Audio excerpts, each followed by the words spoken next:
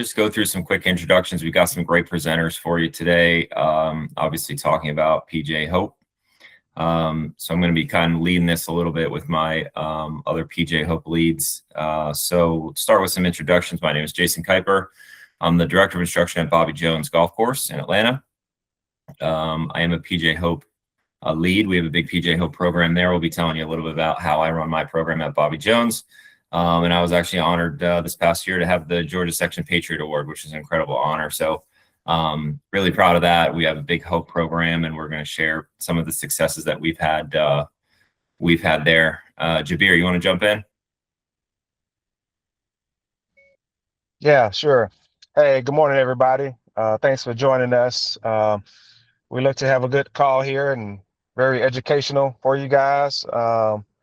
And we hope to get some people signed up for some PGA HOPE classes out of this. So there's a lot of veterans out there that on wait lists, and we need more instructors for that. So hopefully you guys are inclined once we get through the webinar. My name is Jabir Bilal, PGA HOPE lead instructor down at Griffin Park at Sugar Creek Golf and Tennis Club in Atlanta, Georgia. I've been there for 2 years. Was a youth player development award winner back in 2017. And also I'm a board member with the PGA section as well, leading the player development side of it. So again, thank you all for joining us, and we look to have a good session here. Thank you. All right. Pat, you want to jump in? Yep. Hey, everybody. I'll be quick because I think I got to share a little bit later on. But Pat Forstall, I'm a Marine Corps veteran and was very fortunate to be elected as an ambassador for PGA HOPE last year. So based in Atlanta, I actually went through the HOPE program under Jason back in 2023. Just a tremendous experience. And I get to see every day the impact it has on veterans' lives. So I really appreciate all y'all being here. HOPE means a lot for the veteran community, and it means a lot to have your support. So I'm glad to be here today. Yeah, absolutely. Pat's a great asset, and thank you for your service as always, Pat. And thank you for your service in PGA HOPE ambassadorship. It's amazing. Jordan, are you able to speak? Or I know Jordan's traveling, so if not, I can just yeah. Good. Yeah, I am. It might just be a little noisy. I'm in the airport. I got here 4 hours early just to make sure I didn't miss my flight. So my name is Jordan Haynes. I am the Foundation Programs Coordinator for PGA Reach Georgia and the section lead for PGA HOPE here in Georgia. Thank you guys for getting on. Like Jabir and Jason said, we are looking to really grow the program, and in order to do that, we need your help. So really appreciate everyone taking the time to get on, and excited to get you guys involved. Yeah, so we'll all be jumping in different times. We've got a rough outline that we're going to follow, but obviously, yeah, lots of questions. The more questions and more interaction, the better. So if you have a question, you can just jump in, just hop off mute and just jump in. Let's just start with PGA HOPE. Some of you may not really know much about it at all. So PGA HOPE is the veteran and military arm of PGA Reach, which is the philanthropic arm of the PGA of America. Their sort of tagline is serving those who serve. So we'll just go through what they have on the website. I'm just going to read it out loud because they can say it better than I can. PGA HOPE stands for Helping Our Patriots Everywhere, introduces and teaches golf to veterans and active duty military to enhance their physical, mental, social, emotional well-being. Led by PGA of America Golf Professionals, the program is inclusive of a developmental 6 to 8 week curriculum. All programs are provided at no cost to participating veterans. PGA HOPE has a memorandum of understanding with the Department of Veterans Affairs, the VA, which enables direct referrals to the PGA HOPE program as a form of therapy. And that's really a big deal. I think Pat will share a little bit more about that later on. Since 2015, across the country, we've served over 65,000 veterans in the PGA HOPE program. There are 624 total program locations, and there were 1,203 6 to 8 week sessions in 2025, with averaging around 20 veterans per program. We'll talk about how that all works in a little bit. As Jordan alluded to, and Scott shared this on the annual meeting the other week there. So the big push and why we're doing this webinar is the big push is that we received a good bit of funding from the Arthur Blank Family Foundation. He supports the program nationally as well as really heavily in Georgia. So that's going to come through us. So the numbers of it are, this year, I think it's 500 veterans. Next year, we need to serve 750 veterans. And then the year after that is 1,000 veterans. So that's a pretty aggressive increase. And as Jabir mentioned, with the wait list, there are a number of veterans across the entire state who are on a wait list that are waiting to get in. Some of the veterans that I interact with have shared that they were on wait lists for 6 months to a year, waiting to get in their location. So some of this is for those of you on the call. Hopefully there are some of you that will learn about the program, realize that you have the resources and desire to help out. And then we'll talk about kind of next steps on how you can jump in and either support a local program that's near you or ideally create another location. We need to create more locations to up those numbers big time. I mean, we're going to hit that 500 number, I think, pretty easily this year, but it's the next year and the following year where we really got to ramp it up. So we're going to start with, I'm going to turn it over to Pat. He's going to share a little bit about PGA HOPE ambassadorship, his story and his HOPE journey, and that'll kind of get the ball rolling for us. Go ahead, Pat. Awesome. Thanks, Jason.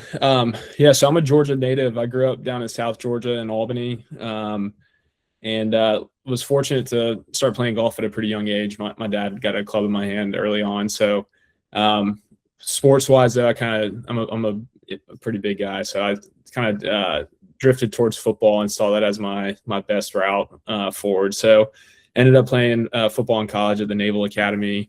Was there from 2013 to 2017. Didn't play as much golf at that point until second semester of my senior year. Once football was over, I had some buddies on the golf team at Navy, and they would take me out on the course. And so really kind of fell back in love with the game at that point. And after, graduating, I figured I'd be free, have more time, and start playing a lot more golf. I commissioned in the Marine Corps in 2017. And I remember a captain in the Marine Corps, one of my officers, told me that if I had time to play golf, I should probably be reading or PTing. So I didn't play much golf after that, unfortunately. Was stationed out in San Diego, California, which was a phenomenal experience. I got to play Torrey Pines a couple times, even though I was told I shouldn't be playing golf. And ultimately knew I was going to transition out of the military at some point and wanted to get back closer to home. So moved to Atlanta in 2022 and went to Emory for business school. And that's where I, first heard about PGA HOPE. So, again, I hadn't played much golf in the last couple of years. I was trying to transition into, civilian world, wanted to start playing more golf and be able to play with my peers and in the business world and all that kind of stuff. And was really interested in PGA HOPE. I mean, wanted the opportunity to play golf and wanted to, get into the veteran community here in Atlanta. That's a big theme you'll see with PGA HOPE is just, you go from spending a couple years, maybe a decade or more in the military where you're with a really tight group of like-minded people, and then you transition out. Maybe you're like me and you move across the country and you're kind of placed in a sense, an unknown environment. And so PGA HOPE has this incredible way of connecting veterans through the game of golf. And I share that story about, being told not to play golf. There's a lot of veterans that are interested in the game and maybe have never played before or I've seen plenty of people in the HOPE program that are absolutely sticks out on the course. So it's really fun to get all those people together. And so, I first got involved with PGA HOPE, like I said, in 2023, just going through the program. Frankly, I was excited about being around veterans. I was excited about learning how to play golf, but I didn't expect much out of it. I figured there'd be, a couple of lessons and then I'd be done. And what really was, I'd say transformative for me, and the reason I'm here today talking to you guys is the veteran community was phenomenal. It was great to be around people that you could share stories with and whatnot. And then the PGA staff just like really welcomed us in. I kind of figured there'd be like a big divide. You have like golf culture, military culture, and they treated us like family. And I consider a lot of the PGA staff at Bobby Jones good friends now. And so that's just my experience with PGA HOPE. What you will hear over and over again is that PGA HOPE is really changing lives and saving lives. I've heard plenty of stories of people that transition out of the military, were in a really dark place, and through the game of golf and through PGA Hope, found community, found a sport, and like found a hobby that they could stick with, they could, work at and get better at. And that's what's really inspired me to stay so close to the program, and was fortunate to be elected ambassador last year. I'll quickly talk about that, and then I feel like I'm going a little long. So we have 4 ambassadors in Georgia. There's about 120 nationwide. So the ambassador program was started around 2020 or 2021, and there's about 20 ambassadors elected each year around the country. And our role is just to really serve, the veterans in our community, make sure they're connected and know about the program, and then also work closely with the Hope staff at each section to, kind of serve as a liaison in a sense. It can look like a lot of different things, but, for instance, last week I went to the Cisco office in Atlanta to talk to their veteran group. Anytime I'm talking about golf, I make sure that people know about PGA Hope in case they want to support or they know veterans that can use it. So, really bottom line there is like, we're a resource to you guys. I think the PGA Hope training for professionals is great. And we just want to be able to, be a sounding board if you have any ideas or have any questions, or, if you haven't spent much time around veterans and you want to ask questions that you maybe don't want to ask to other veterans, like, I'm here to help you guys however you want. So, I'll wrap it up there. But again, just want to say thanks, and hope we get, more instructors out of this. As Jason said, we have a huge wait list, which is an awesome opportunity. And with this new funding, we're hoping to serve as many people. There's tons of bases, tons of veterans in Georgia. So I really think we have a really special place to really grow Hope. Yeah, well said, Pat. That was great. That's exactly what, everyone needs to hear, the benefits of the program. So my next note here that we could all share a little bit about, maybe start with Jabir, as Jabir is running a great program down there, of just maybe what he's seen in his experiences of the benefits that the participants see. What do the veterans get out of the program, and how, stories that you've experienced in that regard. Yeah, Jason, certainly. Patrick hit a lot of the points on the head. Whereas it's when a veteran come to us, right? They may be new to golf. They may be in the golf for a little while. However, they're coming to that program for camaraderie, for one, and also just to understand, and it's almost a reprieve for them. You'll notice as you get through the program and start going through the program, the 6 to 8 weeks, that the veterans are very appreciative. They're very, very much engaged in what you're doing as far as instruction wise, and not only that, but building a foundation for them in the civilian world, right? So this helps for them. You may not think it, but it's definitely helps with their psychology a little bit, being around other veterans and being able to bounce things off each other. Whereas if it's, a one-on-one session, then it's a little bit more awkward, per se. But at the same time, this just opened the door for more veterans and for them to be a sounding board off each other. So we actually, as an instructor or a lead, PGA lead person, you are the facilitator of rehabilitation. So just keeping that in mind as you go through it. That's been my experience, and a lot of my graduates have, had testimonials of being more productive, and, without the program, they didn't know what they would be doing. So allowing, an hour and a half for 6 to 8 weeks for them to get a club in their hand, to be outside, to enjoy the each other company, that gives them a well-deserved break, not only from, societal issues, but also personal issues. So it's a safe haven in a lot of words too. So this is something that I definitely am a proponent of.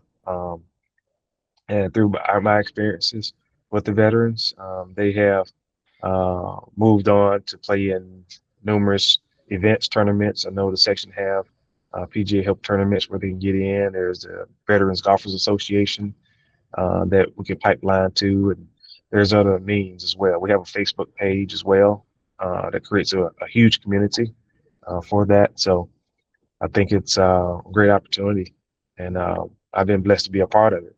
This is going to my 3rd year, so, and we look forward to growing it. So thanks, Jason. Thanks, Patrick.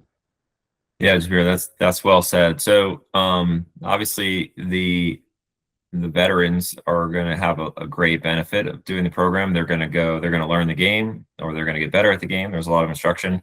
I would just say there are also professional benefits on our end of this. Just going to share those. So as far as teaching, when you're teaching the program, you do receive an honorarium, which is, it's $100 an hour that you're going to get for teaching the program. There are benefits there to doing it. It's not completely volunteer on the professional side of it.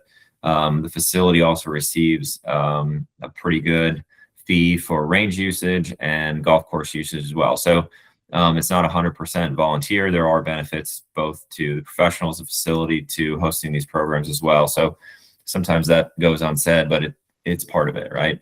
To fill up your schedule. And I think, for a lot of professionals, some of what I shared specifically at the annual meeting a couple of weeks ago was, why people might have, why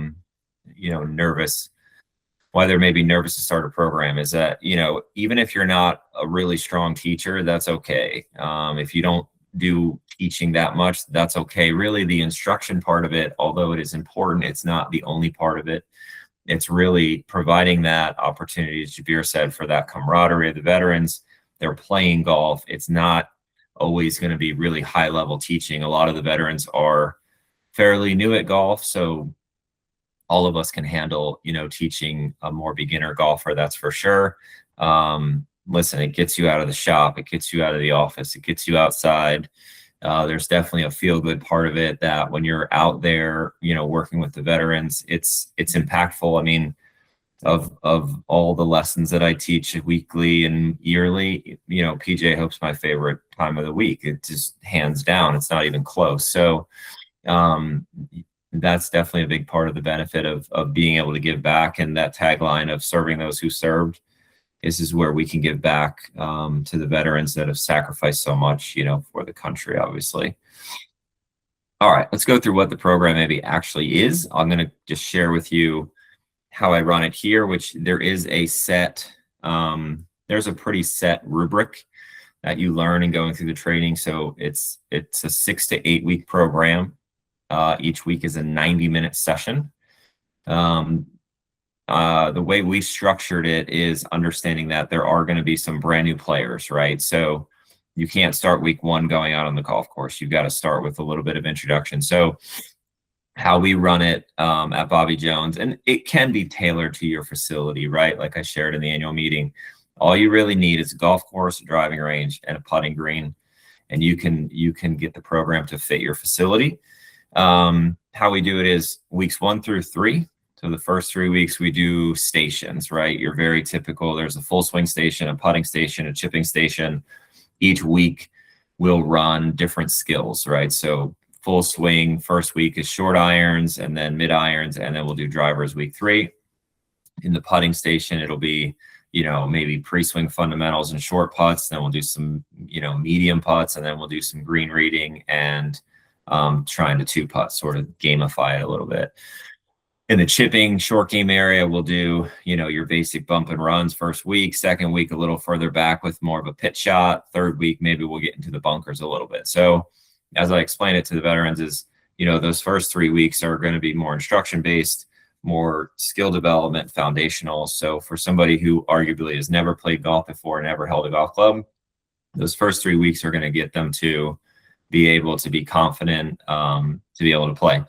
Week 4, we have a par 3 course, which is great. So we actually use week 4. We play the par 3 course, which is, a nice stepping stone from, okay, we're practicing and we're learning to now we're going to put it to use. So we do a little like pro-am style competition, but it's fun. We do like either a scramble or we do a pro-am where it's play your own ball, but only 2 of the scores count, right? So if somebody's having a bad hole, they can just pick up. So we have a little 5-hole par 3 course. They're all around 50 yards. It's a nice thing that we can do to like stepping stone onto the big course. That's week 4. Week 5, we do go out and play 9 holes on the big course. So by then they're kind of ready to go play. We in the pro par 3 day, the pro-am day, and the big course day, we put a pro with each group. That's one thing I'll say that is very strict, is that it, based from a national guideline, it's a 5-to-1 ratio, and that's strict. There's no really way to get around that. So 20 veterans needs 4 pros, 25 5 pros. So when we do the par 3 course, we do the big course, we have a pro with every group. With the big course, we just always do a scramble, but then they're playing 9 holes doing that. And then week 6, we have the little putting course, the little Himalaya style putting course. We use that on week 6. Same thing, we do like a pro-am style where it's a pro and a few veterans. We play the par 3 course a couple times.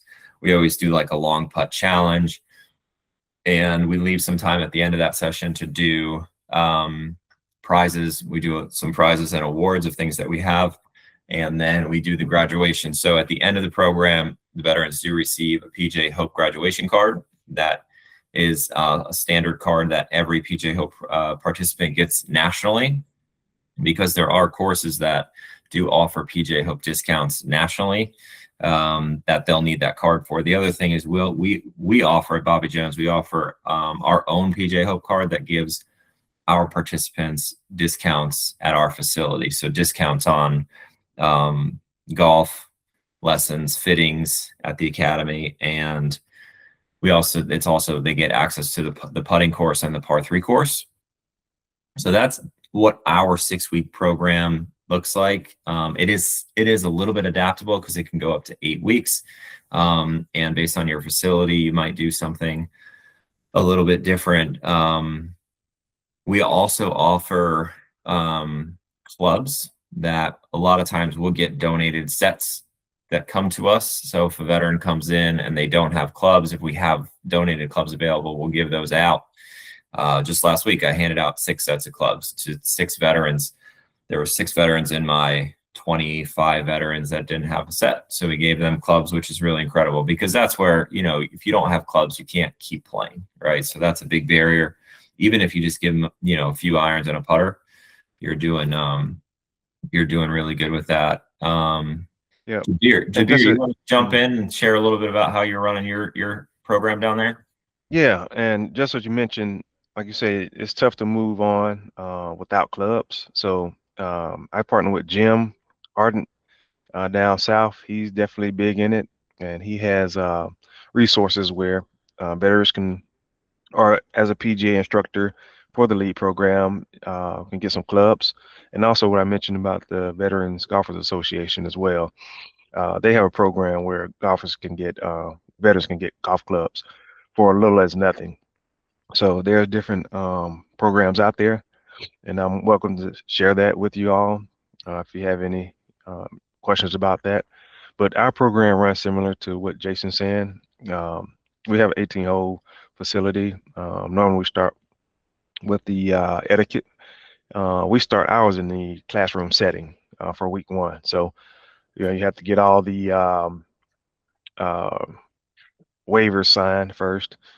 Make sure you have a good role you're taking up for the veterans, and getting them acclimated to golf, understanding the different rules, the different etiquettes. Where do you stand? Do I supposed to be talking while this person is hitting? Where is the tee box? What is that called? What are the 14 golf clubs? What are they for? So we go through all that during our week 1 session, and it's more of a classroom session, and they thoroughly enjoy that because they don't realize that, hey, there's a lot to golf aside from just going out there and whacking at the golf ball. So they are very appreciative of that.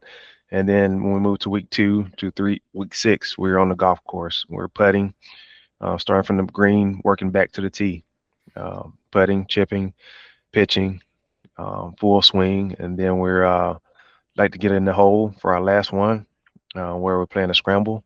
We're not holding up the golf course too, because pace of play is one of the huge things, as you all know, as golf professionals, that we want to make sure that all our golfers understand the pace of play when they hit the golf course. So that's super important as well. And then a combination of that, what Jason mentioned, that they produced a graduate card. So each participant are required to participate in at least 80% of the classes. So if you have 6 classes, they have to make 5. If you have 8 classes, they have to make 6. So in order for them to graduate and get the full benefit of the program, they have to finish at least 80% of the curriculum. And then once they're done, they'll receive a PGA graduate card, which again, can be used to go to other courses that may have that PGA HOPE program and get discounted rates. So it's a huge benefit for the veterans to have. So, and then it gives them a sense of pride too, right? Accomplishment. So I know veterans, are very, very hard on that, and they want to make sure that they have something to show for what they went through. So let's see, aside from that, and also the PGA lead, if you're a lead instructor, there's a stipend for that as well. I don't think Jason mentioned that. There's a $500 stipend for you to lead the program, do all the registration, do all the marketing, or going into the communities, whatever you need to do to get your program up and running and coordinate it. That's your job as a PGA lead. So there's a form that Jordan sends out for you to sign as well as a lead. So you have that, and you have your budget, which you have to turn in at the end of the session, and your graduates. So there's 3 forms that you'll have to fill out and complete and return at the end of each session. So, and I think that's pretty much ours in a nutshell, Jason. Yeah. Well said. That's all great. The next thing I wanted to chat about was just that, after that post program. Yeah, go ahead, Pat. Sorry. I just wanted to, just Jabir brought up something that, stuck out to me with the classroom session. Just want to throw out there too. Sorry, it looks like I froze, but there are some stigmas around golf too that I still hear veterans kind of bring up, that it's good to either, maybe break down during that session, or even on in an email before people show up, questions like, can I wear shorts to the golf course? Do I need to wear a polo? We had a great opportunity to go up to Congressional for our training last year, and some of the veterans were just so scared that they're going to have tattoos exposed and get in trouble for that. So little things like that too, either in a welcome email, kickoff email, or in that first session are helpful to kind of break down maybe some questions veterans have. Yeah, good point. Honestly, I've been running PGA HOPE for 5-6 years, and I just learned that Jabir did that, and I think it's a great idea. I might be adjusting my program. So thank you, Jabir. That's a great idea. I think instead of just jumping right into it, honestly, that probably is something we might work in. All right, and then next thing is that post program, right? So the PGA HOPE program it's sort of meant to be done one time, and especially with the amount of wait list and veterans there are in the world, we want to serve as many veterans as we can. So it is important that as a program lead, we want to get new veterans in, and it's a great program. A lot of veterans want to do it over and over and over again, which would be great. I mean, it's nice to see the same faces and help those same veterans, but we do need to help new veterans get in. So then when we run a program, I do it to where when I open up registration, I send out the link for registration to the waitlist first and give them first crack at it. I give them, 4 or 5 days, maybe a week, to where anyone that's on the waitlist, I keep the listing private so that they have first crack at it, so that anyone that's waiting can get in. And that's all done through PGA Coach. So I would share that too. If you're nervous about, there's going to be a lot of admin, I'm really busy running my shop and I'm doing office work all day. It's not that hard now, especially with PGA Coach. So you get your PGA Coach profile set up, you set up an event on PGA Coach. It's super easy. I think Jordan actually built the first one for me, and then now I just copy it. So I just use the same one over and over again. I just copy it, change the dates. It takes less than 10 minutes to set up a program on PGA Coach. And then it's all online. It's all links that can be emailed out in a mass email. And then that's where, you know, Pat and Jordan, the section office, have that wait list to where veterans go on to PGA Reach, and then they can fill out an inquiry form. So then we get this big, long list of people who are waiting. And then I can say, hey, Jordan, send out my registration link to everyone on the wait list. And like I said, I keep it unlisted, but they can register directly with the link for a while. And then after that, I'll just open it up to where it's publicly viewable. And then once it's publicly viewable, if it usually sells out pretty quickly, fills up pretty quickly. So it was a lot harder before PGA Coach, and it's a lot easier now with PGA Coach. There's even on the app on your phone, as far as tracking attendance, you can do it right on your phone. You do have to get a physical waiver, as Jabir said. That's to track how many veterans you're actually serving in person. They have to do that in person, physical hard copy waiver. I'm sure there's some legalese to that too, but with PGA Coach, it makes it a lot easier. They can RSVP as well. So if you have your list, let's say you have 20 on the list, they can RSVP each week if you choose to, and then you can get a sense of how many are coming each week, so you can better prepare. And that was new, I think, this year or last year. So the PGA of America in these digital assets, PGA Coach app, PGA Coach Online, PGA Reach website, they're really streamlining everything. I mean, obviously it's 2026, so if we're not using the web and our phones, you know, to make our lives easier, what are we doing? So that's a big weight off my shoulders for sure, is PGA Coach, the app, and the website. Next note I have is just post-program activities, right? So these veterans go through the program, they go through it one time. They can come back another time, a second or third time, as long as, again, we're allowing space for new veterans. But there are post-program activities, and that's one of the main things the ambassadors really took on the last few years. You got Pat, and then before him was Ryan.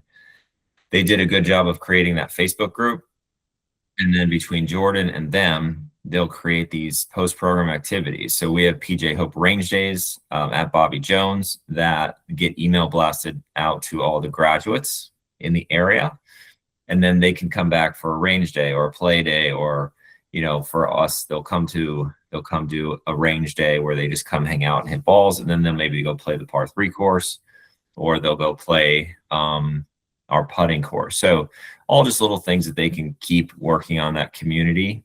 I didn't know if Pat or Jordan wanted to jump in there with any comments on post-program, the Facebook group, maybe. Yeah, just double tap on that. We have a Facebook group, and we try to do things like Masters, events, or like last year we had a Ryder Cup happy hour at a brewery, just to get together and watch it. We try to set up events at like indoor simulators, just different ways to get people together. Braves games.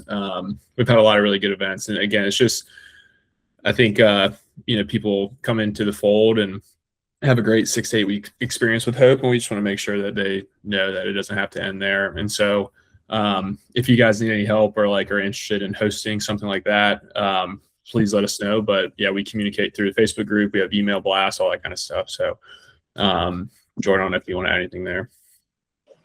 No, that was perfect. I was going to say, if anyone's interested in hosting a post-program activity, then you can always reach out to me. And that's even if you are able to host a program or instruct, just because of your busy schedules, then you're always more than welcome to still host a post-program activity. Yeah, well said. All right, so I just want to talk a little bit about the training so that everyone understands, sort of like the next steps, but the PGA Hope training program, it's great. It's amazing. It's really important. And I think that's one of the main things too. If you're nervous about, whether you're nervous about interacting with veterans or you're nervous about adaptive golf, if you have somebody with a limb loss, TBI, they're in a wheelchair, things like that, the training does a great job of kind of breaking down those barriers and helps you understand a few things. So the training to work PGA Hope you have to go through a PGA HOPE training. This is not a PGA HOPE training. This is like an information session. Those are in person, and they're, you know, scattered out throughout the country through different times of the year, different dates. And we'll share those dates with everyone here. It's half a day. It consists of part classroom and then part outside on the range. We host 1 or 2 every year at Bobby Jones, pretty centrally located. So that's a good one for everyone to get to. What it entails is going to be part kind of understanding military competencies, right? There's a lot of terminology that you're going to hear from the veterans. There's a lot of experiences that the veterans might share or talk about. And if you don't know some of the even just vocabulary, you can be a little bit lost. It's a little bit intimidating. So the training goes through, obviously, the program as a whole, how to run a program, the benefits of the program for the professional and the participants. And it also is going to share all of those sort of military terminology things. Then the second part of it, which is outside of the range, is going to be hands-on instruction of going through how to teach someone with various disabilities, right? So playing golf in a wheelchair, playing golf with limb loss, deaf, blind, things like that. You will be trained to know what to do, right? Not everyone is going to be comfortable teaching that straight away. But I would also share that over, you know, our 7 years and 600 plus veterans, I can count on one hand, you know, wheelchair, limb loss, deaf, blind. I mean, there's some levels to it, right? Not everyone's, you know, completely deaf or completely blind, but it's been pretty minimal compared to what I expected. I would just share that as far as, like, you don't have to be nervous that, you know, I don't have a solo rider or I don't have a para golfer. Well, of course, not every golf course is going to have a para golfer. So if there is a veteran who needs the assistance of a para golfer or solo rider, they should probably come to maybe my program, or there are certain programs that have the specialty adaptive golf carts for those individuals. But besides that, everyone else can pretty much go for it. Absolutely. Jabir, I don't know if you had anything to share in your experience of some of that, of, well, the training, but also some of the adaptive golf nature to it. Yeah, certainly. So, you know, as you embark on this, you don't know, you know, what the veteran, what condition they're going to be in. So, and that's why it's super important, you know, when we decided to do a classroom setting, to kind of understand what are the limits and any kind of issues that people are dealing with, to get that out, you know, on a personal level. That way we can accommodate accordingly. Unfortunately, we don't have any adaptive golf equipment at our facility, but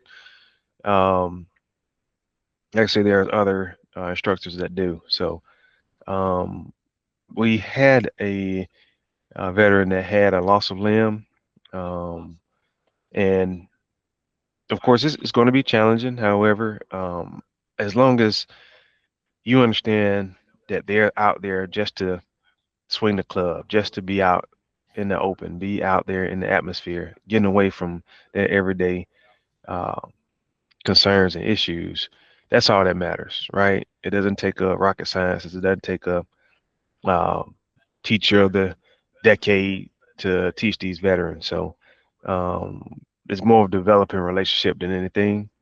And you're letting them know that, hey, we appreciate what they've done for us and for our country, and just giving them a chance, right?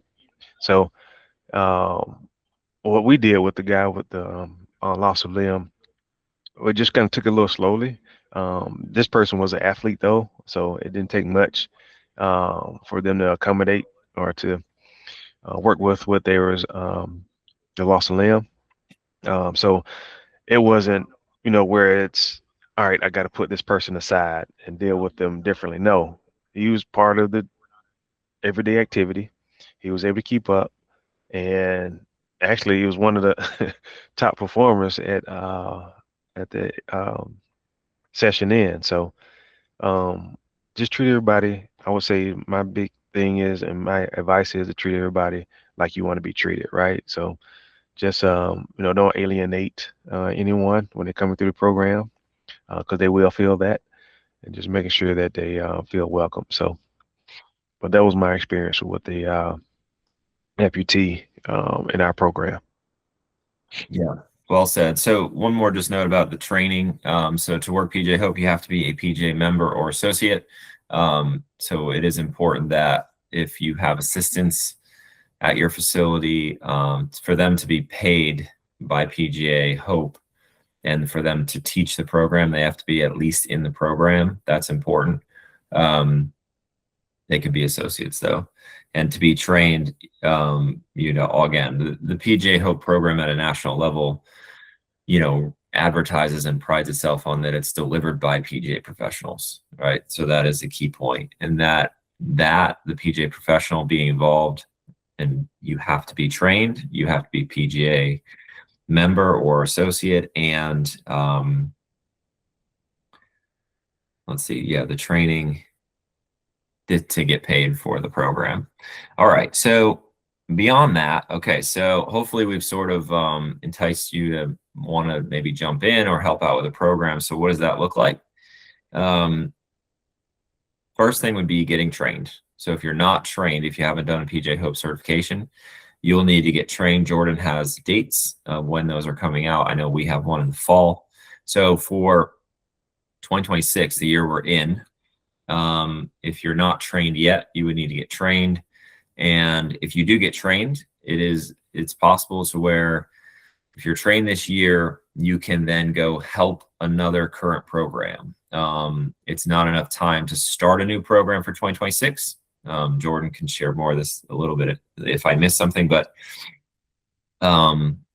you can help another program. So if there's a program down the street that you could go help, that they could up their numbers, right? So there are certain programs like Charlie Yates, I know very well. So they have 3 pros there, they can do 15 veterans, right? But if they had 4 pros or 5 pros, they could up their numbers, and they always sell out. They always have a wait list. They always could take more. Now it's up to them as the facility, as the program leads, who's Beth, and Beth is the program lead there, of, hey, we can take 5 more veterans if we get another pro to commit to coming, right? And you'd have to commit to coming to the full program, or it could be where they have 2 or 3 other pros that could help out, and then they're going to schedule you out, like, all right, you're weeks 1 through 4, you're out of town for week 5, whatever the case may be. So that could happen for 2026, especially a fall program. But then for 2027, there is a little bit of a process to create a new program location, and we need new program locations. So that's why we're doing all of this now. That's why I spoke at the annual meeting. That's why we're doing this webinar now, because it is going to be a little bit of process to get new locations onboarded.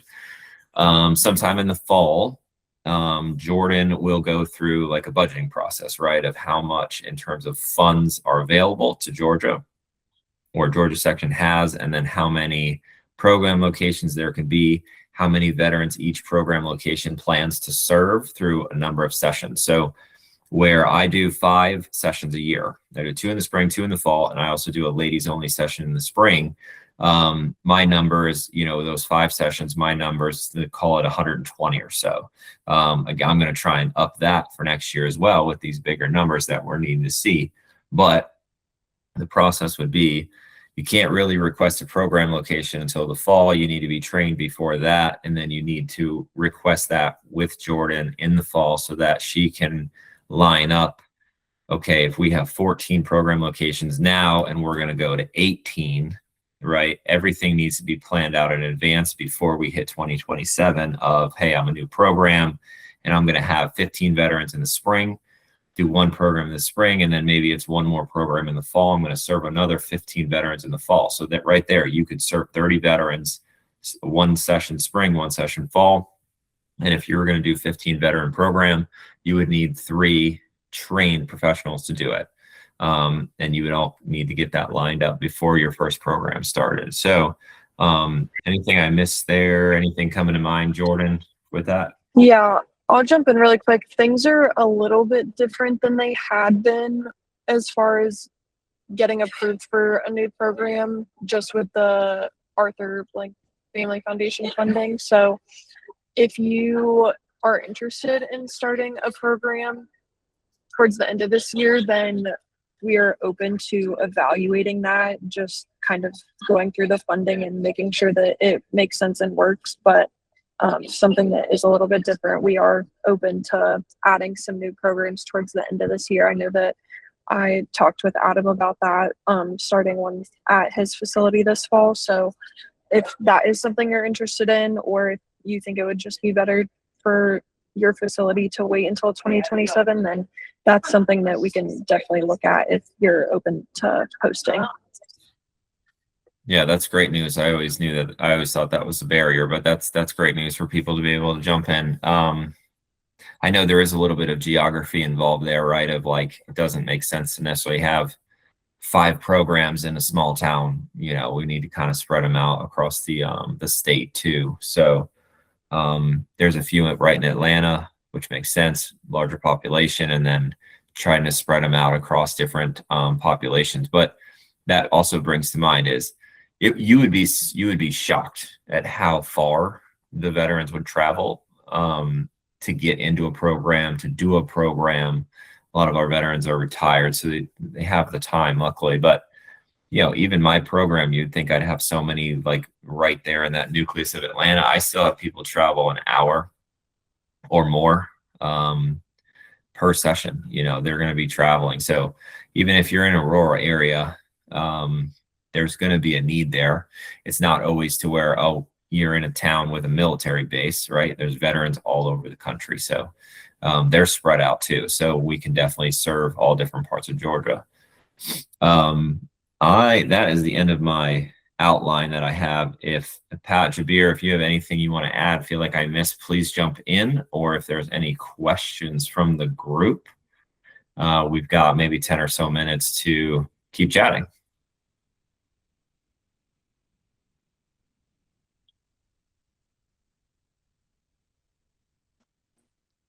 Hi, it's Dave Ayers. Did you say we would receive information about possibly number one, I guess we got to get trained, and then after that, opportunities to volunteer at different locations?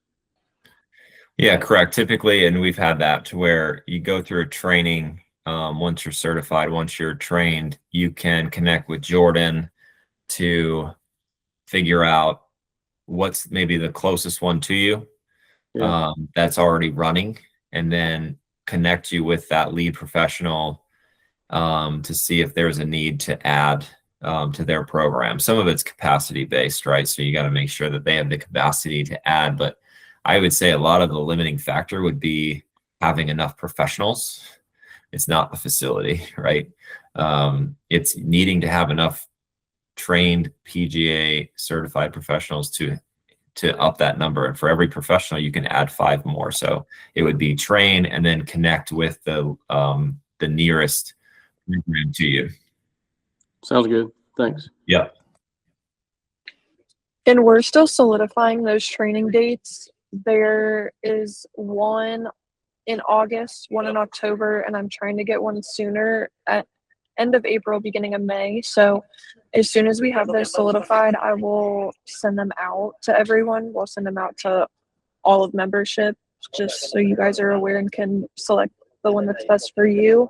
And then from there, like Jason said, I'm going to send out emails following each training on the closest location to you that you all can work with. Yeah, and just as a note, the trainers are PGA HOPE national trainers. They're PGA professionals that part of their job is just traveling around the country. So it is a little bit of a process sometimes of, you know, one that comes to us a lot is from North Carolina. So we've got to request that for them to come in and set that date up. But there's a handful of national trainers that'll come in for the day to the facility. Jeff, I see you're unmuted. Do you have a question there? Yeah. First of all, Pat, thanks for your service. And you know, I'm really getting excited about getting into this. I've got some interest, even though I'm not trained yet, but I've got all my hooks and the members here at my club talking about it. And I've already got people wanting to sponsor things. Do you guys at any of your other facilities are currently running programming get additional sponsorship money from anybody else or anything? Yes, Jeff. Jim down in Columbus, he gets a large amount of funds from Goodwill Southern Rivers down there. So definitely whatever connections you're able to make, and if they would like to talk to us at the section level as well, then we would be more than happy to do that. But short answer, yes, and that is always super helpful and would be great. Okay, does that money run through the PGA first and then get distributed back, or? Yes. So what they do is Goodwill Southern Rivers writes a check to us, and then we'll put those into restricted funds specifically for your program at your facility. Because they were also thinking, I've got a food sponsor who said that they'd host a lunch or things like that weekly Yeah. or whatever. Yeah, that would So be is great. that- Jim. Again, we Yes. just work it out through you guys. Yes, Jim. And for the food part, if they want to donate food and beverages, then that can be through you. That's something that Jim does as well. He gets food from Chick-fil-A donated, and then Coca-Cola products donated as well. So that can all go through you, but for the funding part, then it would go through us. Great. And yeah, I think that's all I have. Again, thanks for your work for this on this. Perfect. Thanks, Jeff. Hey, Jason, this is John Stevenson. I'm a PGA professional here in Georgia. I'm not the Titleist rep, but he is a friend of mine. So appreciate everything you guys talked about today. I am a certified PGA HOPE instructor. Jason Ward and I started the program at the Standard Club. So we actually are excited to get our spring groups together. I think we're going to have two different sessions, one at 4:30 to 6 and one at 6 to 7:30. So I think right now we've got about 40 to 50 players signed up. So we might need some more professionals at the Standard Club. So I can check on that. We're going to have our first session Monday because of weather last week, or this past Monday, we had to cancel it just due to weather. So we're getting excited. So if anybody's in the Standard Club, Johns Creek area, looking to help us out, we'd definitely like to have some extra instructors out there, because we would like to grow this thing a lot bigger than it is right now. So it's that's where we're kind of at right there, Jason. Just give you guys a heads up. Yeah, good to know. Absolutely.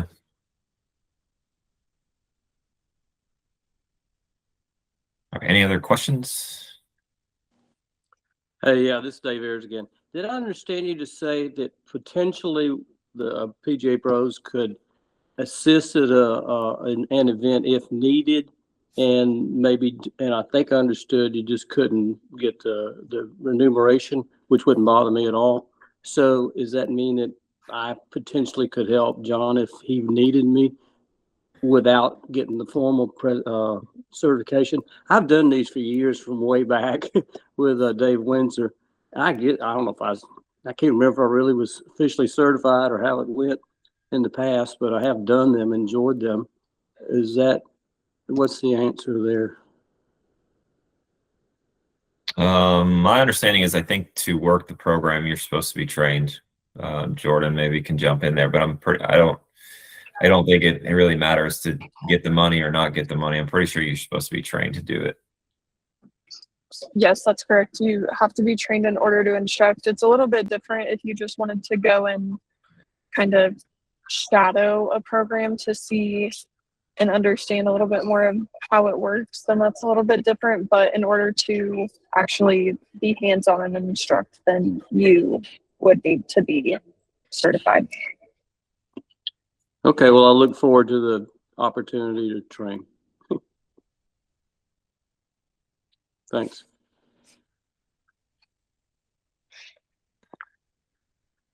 All right, good stuff. Any other questions? We got a couple minutes here left.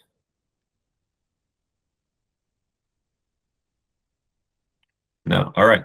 Well, that was a great call. Appreciate everyone jumping on. I love to see the amount of people that jumped on and asked questions and listened to us. Hopefully, this is gonna, light the candle a little bit to help everyone, get excited to jump in, whether it's creating your own program in the future, or following up. So next steps would be, if you're interested, keep an eye out on emails for trainings. And then if you have specific questions, I put my email in there. I know Jabir and Pat also put their information in the chat here on the side. So you can grab our information. Don't hesitate to reach out if you have specific questions, or get with Jordan in the section office. But yeah, there's Jordan's email as well. So any other questions, please don't hesitate to reach out to us individually. I just want to thank Jabir and Pat and Jordan for jumping on and presenting, and the education committee and the player development committee to put this stuff on. So keep an eye out. There's going to be more of this education and player development stuff coming out in the future. Everyone have a great day. Thank you.